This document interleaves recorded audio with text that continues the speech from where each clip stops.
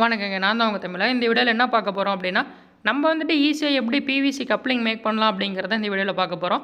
அதாவது வந்துட்டு சில பேர் என்ன பண்ணுவாங்கன்னா, கப்ளிங் வந்துட்டு கடையில வாங்கிட்டு வருவாங்க. அதாவது ஒரு எமர்ஜென்சி டைம்ல வந்துட்டு நம்மளுக்கு கப்ளிங் தேவைப்பட்டதுன்னா, இப்போ நான் பண்றேன் பாருங்க, அதே மெத்தட ஃபாலோ பண்ணி நீங்க ஈஸியாவே கப்ளிங் மேக் பண்ணிக்கலாம்.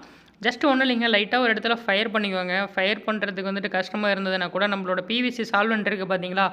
அத எடுத்து லைட்டா அப்ளை பண்ணிவிட்டீங்க அப்படின்னாலே ஈஸியா ஃபயர் ஆயிக்கும். அந்த மாரி நீங்க ஃபயர் பண்ணும்போது கொஞ்சம் சேஃப்டியா பண்ணுங்க. சரிங்களா? நெக்ஸ்ட் வந்துட்டு நம்ம என்ன பண்ண போறோம்னா, அந்த பிவிசி பைப்ப தாங்க வந்துட்டு ஹீட் பண்ணுவோம். அதாவது ரொம்பவும் ஹீட் ஏறிடுச்சு அப்படின்னா, நம்மளால கப்ளிங் மேக் பண்ண முடியாதுங்க.